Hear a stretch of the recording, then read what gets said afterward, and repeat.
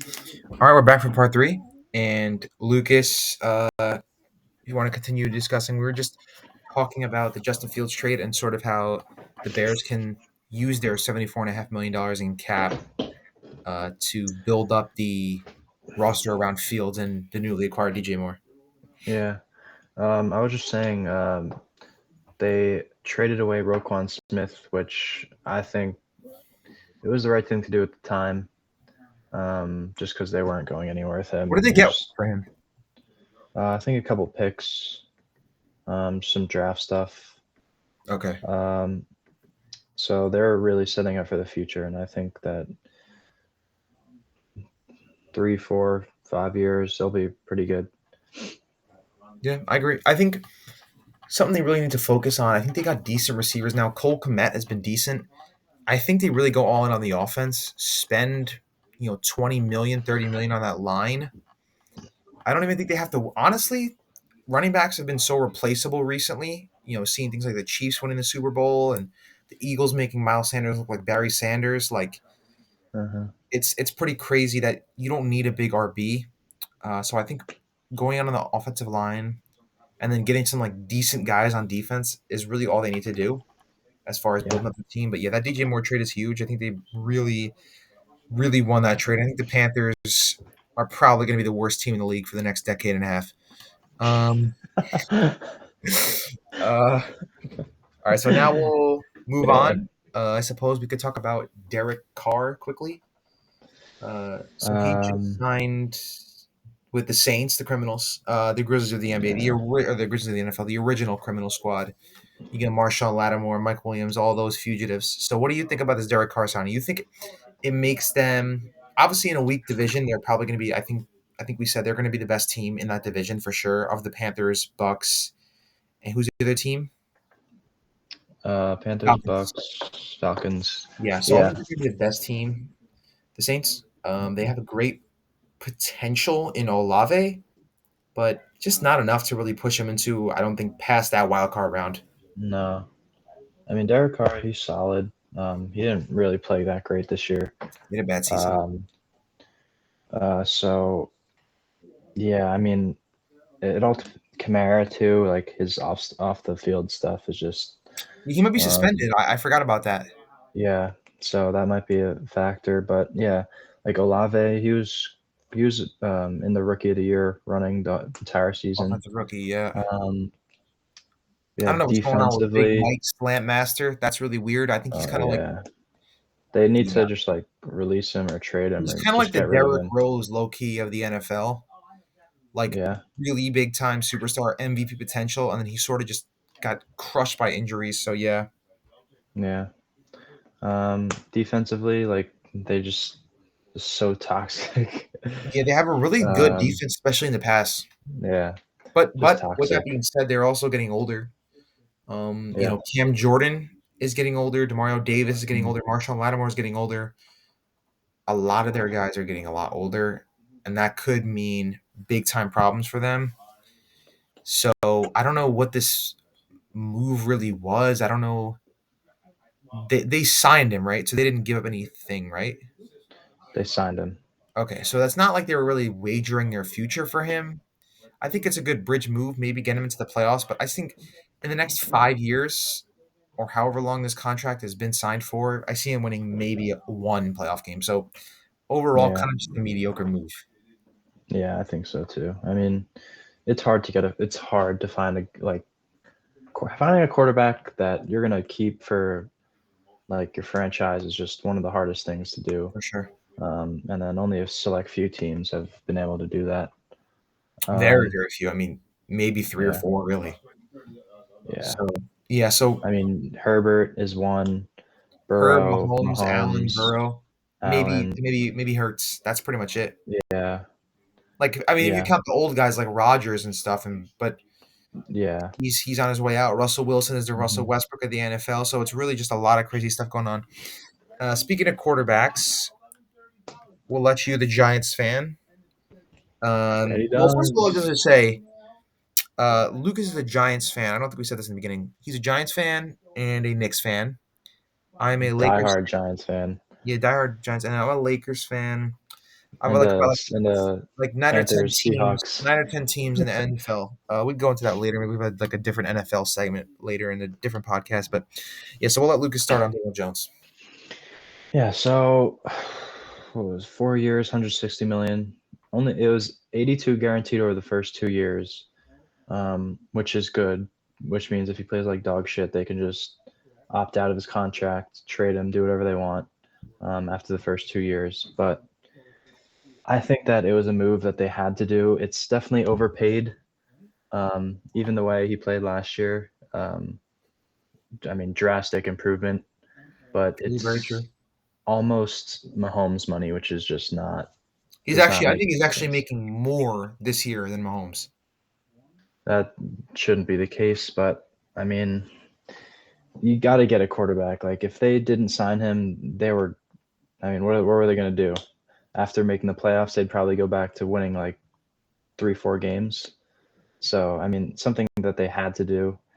Overpaid. I think Deshaun Watson ruined the market with Hmm. his terrible Big contract. time. But yeah, and also forces you to franchise tag Barkley. But I think that they'll eventually end up signing Barkley.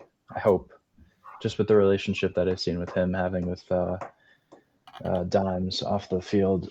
Hmm. So yeah, and then you just got to get him some weapons. I mean, they went to the oh no, Odell had a training thing for a bunch of teams. I think he'll I sign with the don't. Cowboys, but Yeah, I really hope he doesn't. I'd like to see an Odell reunion, but who knows? Maybe go even Hopkins. that would be But interesting it's for just sure. like with the older receivers, it's just the injury part of it. Um, but we can't go another year with having Richie James as our leading receiver. Um, yeah, Yeah, I like a lot of the stuff you said there. I mean, I think initially I kind of thought it was a super big overpay, and I think it still is. But I don't fully believe Daniel Jones is the answer. I think he's definitely been way better. Definitely cut down on the turnovers this last season. Um, and obviously didn't have many good weapons or really a great line. So I think that there's a lot of stuff that they can improve around him. But as far as thinking about the future of the team, I kind of start to get a little bit, you know, hesitant when I think about Saquon because he is probably a top three running back in the league, yes, but paying running backs has only proven to have been a terrible idea. yeah, And after watching a couple different analysts and a couple different people talk about the Daniel Jones situation and thinking about the future, it would have taken just as long to get a new QB and get into the position you're in now as it will to build this team up with Daniel Jones. So either way, they're not, signing Jones or not, they're not accelerating the process they need to get better. But I think signing Saquon will decelerate the process mm, because that money allocated to a running back has proven to be bad, and they definitely need wide receiver weapons. So I think getting like a yeah. lower tier running back. Do you know what pick they have in the draft this year? 25. Okay, so they're not really probably going to get a running back, I would I assume. think they're gonna draft the kid from USC. Reed, I think he's a receiver. Okay. Um, I'd take a receiver. I'd take cornerback. Yeah, I think they Um, need to invest, like you just mentioned, cornerback and receiver are the things they need to invest yeah, in. and I think, we need to sign a linebacker too okay, yeah, because our linebackers are horrible, and there's a lot. There's coming into free agency. There's Tremaine Edmonds, he's big, yeah. I think the guy on the Kendricks, Vikings just got Eric cut. Yeah, Kendricks. yeah, yeah, yeah. Yeah, so there's a ton of options. I think that should be our one of our biggest priorities: signing a Mhm. linebacker and then a cornerback in the draft, receiver. We also have multiple. I think we have multiple like late round draft picks. So who knows? You can get a steal in there too. Yeah, I think a big thing could be maybe signing a lower tier running back, and as much as it's going to hurt, letting go of Saquon to save that money, and then signing a linebacker with that money, and then maybe making a splash trade or a signing. Get a D Hop, get a T Higgins, get somebody Daniel Jones is going to be able to throw that ball to every single time he needs a big play, and that's going to catch the ball. I think a T. Yeah. Higgins would line up more with the team's trajectory because he's younger. But if you get a D Hop, I mean, that's not the worst case scenario. I think any move really. The Giants have a lot of ways to go, the different directions they could go in. So I like the future for them. I think the Daniel Jones was a big overpay, but when you think about the other options they had, I don't know if they were great either. Hmm. Yeah, I mean, if you look at like the Giants' offense, it's a lot of short pass and run, obviously, because Barkley was amazing this year. But there's a lot of slants over the middle, digs, and when you look at Odell, I mean, that was his whole game with him Yeah, and definitely Eli. his game is the routes. Um, Yeah. so I think that he would be the best fit in New York as opposed to Hopkins, who's more of a deep threat and like outside the numbers kind of receiver. So Yeah, and Daniel Jones has also proven he yeah, doesn't want to throw bombs. no, So yeah. that's true. And then yeah, so I mean, that's pretty much all we got to say about free agency. I think we could definitely go in depth, maybe with some future signings in the coming weeks, talking about Aaron Rodgers, guys like that. But the final segment for today will be courtesy of Constantine, and it is the player props for tonight's game or tomorrow night's games. I believe these are for. So you want to start Yes. off with number one player prop? You go ahead now. Okay, we have. I'm not even gonna try and pronounce his first name. Alperen Shengun. Şengün, Alperen Şengün, Shengun, um, which is against the Bulls, 8 o'clock tomorrow, I think. 8:10 And the p.m. Yep. line for him is 13 and a half first half points plus rebounds and assists. Um, and this is Constantine stuff, so I'm just gonna like read Well, this some is of what he courtesy of said. Constantine. Yeah. So Um, he says that he due to their similar playing styles, some refer to Domantas Sabonis as the son of Nikola Jokic and Alperen Sengun, the son of Sabonis. So basically, so he's he's saying that basically Jokic's grandson. Sengun is his grandson of Jokic. He pretty much is. Um, all right, this kid's so weird. I All want right, to read it. no, I got it. Okay, so last 10 games of the first in the No, first half for you gotta read that Sengun. last sentence. That's a great sentence. Oh. All right. Therefore, by constantly using the transitive property and his ass, Shengun can be objectively viewed as the grandson of Jokic. Great. Okay. Just Now we'll go with just a the. great line. And in his last 10 games in the first half, Shengun has averaged 8 points, about 6 rebounds, and 2.5 assists for a total of 16 and a half in total, which would cover the line for the first half. Um, he has cleared his current line of 13 and a half in 4 straight games and 11 out of his last 15 for a 73% hit rate. Um, and the team that team they're playing, Chicago, is 19th, 28th, and 18th Yo, in points, Constantine, you went rebounds, and crazy on assists, the stats. respectively. Um, This isn't great, but tough opponents like Vucevic have hardly phased Shangun recently, as he's hit this line against the tough center defenses of Miami, Philadelphia, and OKC. And his first half prop has considerably more value, considering Shangun has averaged 15.4 minutes of play in the first half, versus 12 and a half in the second half. Um, Most likely because Houston is a dog water team that gets blown out of every other game. Um, Yeah. all So right, before we go into the second prop, I think we'll do a little added segment. Just a quick little for that prop for the Sengun 13 and a half PRA first half. What each of us thinks about it. So just like a quick sense. I'll definitely pound the over for this. yeah. Against the Bulls, Vucevic is okay, but Sengun really has been great being the hub of the Rockets offense, even though the Rockets are very bad. Um, he gets a lot of playtime usually. Sometimes he gets taken out at the end of the game, which is a little bit weird, but we're talking first half here, so I think this is the perfect line.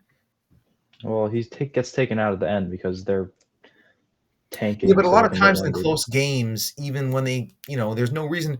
It's not like they're going to catch up to the next team ahead of them. They're like 15 games Mm. behind.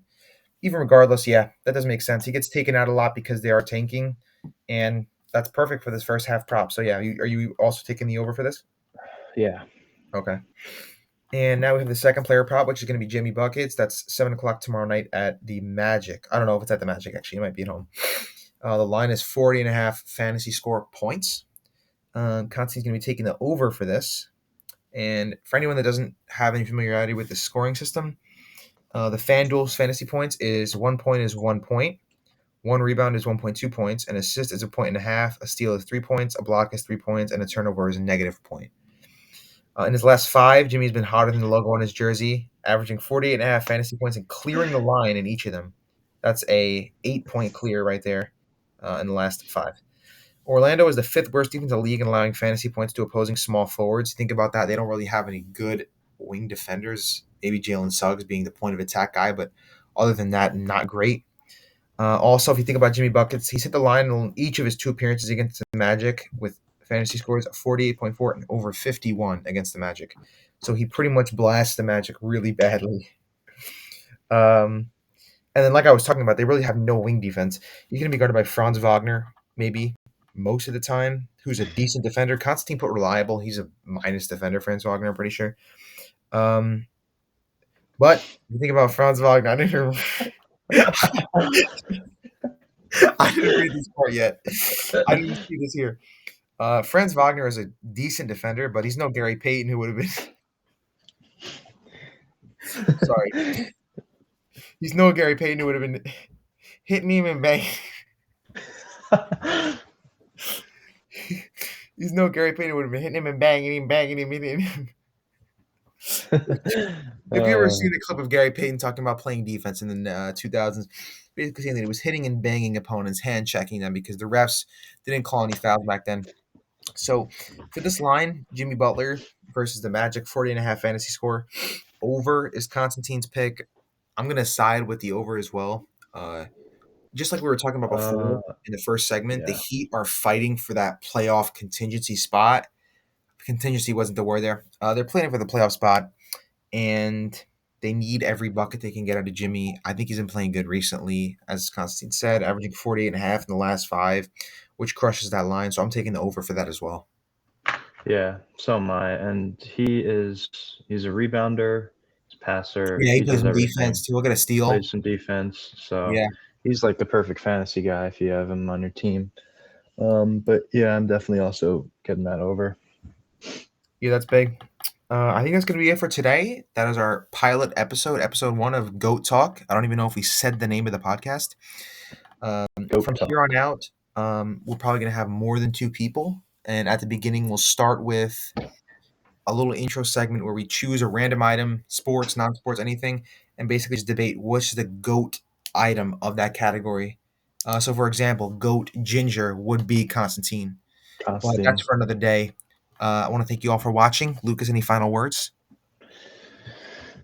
John Super Bowl 2023. 2020. 2024. Goodbye.